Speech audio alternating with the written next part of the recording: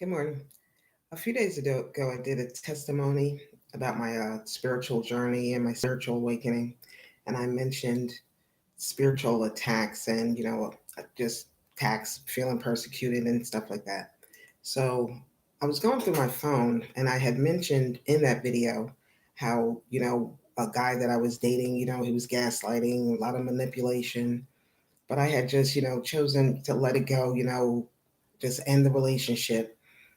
And he felt, he was still sending me some little odd texts saying stuff like, "Well, just come over, bring your new boyfriend with you and your neighbor," just odd stuff like that. So I was just going through my phone and I was looking at some of the past texts that he was sending me, and I was noticing because, like I said, in my testimony that my phone's tapped, my internet's been hacked, and issues like that. But as lately, after me and this guy broke up, I was having these dreams. And I can't even really say dreams. It was more like a vision or something like that. Say I'd be in the middle of a dream and then I'd have this image of like me and him. And the weird thing about it wasn't like, you're in a dream or something and you remember like this situation. It was like the same mental image coming over and over. So when I was thinking about, spiritual warfare and people have been just sending me crazy attacks. I know it's like spell magic, you got the camp, the closet witches and stuff like that. And the other day I went out for a walk. So I'm out for a walk. I was gone for maybe an hour, just walking around the neighborhood. It was a nice day outside. So when I left, I looked at my mailbox, mail, it was early in the day, probably about 1:30. So I get back from the walk and it's about 2:30. And I look at the mailbox and it's like somebody had tried to rip the whole door off of the mailbox. And I thought that was really strange. So, like I said, I've been under spiritual attack and it just seems like it's been just really progressing, just really getting worse and worse. Like a day or so, I'll be okay, feeling happy, vibing, because I've been working on myself. I stay mostly to myself. I had ended up quitting my job because this guy was so relentless. Like he just knew when I was working and everything. I tried changing my hours, cutting my hours down. And no matter what, he always seemed to know when I was going to be there. So, like, I'm just putting this out there because I think if you notice something, you should speak up.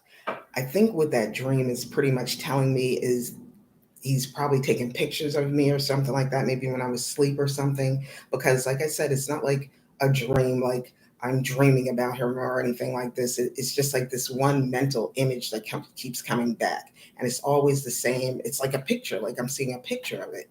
So I'm just telling you guys so you can be careful. If you have anything going on in your life that seems like that or, a little bit similar, I find it bad. Just speak up about it because sometimes if you speak up and speak out, then it'll stop. One, it's out there. And I think once you put it out into the universe, you'll feel better.